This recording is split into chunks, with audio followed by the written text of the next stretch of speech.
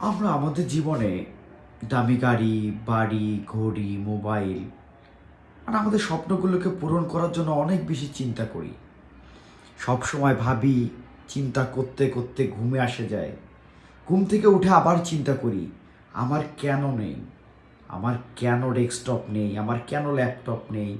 আমার কেন দামি গাড়ি নেই? কেন দামি মোবাইল নেই? আমরা চিন্তা করতে করতে দিন শেষ করে দেই।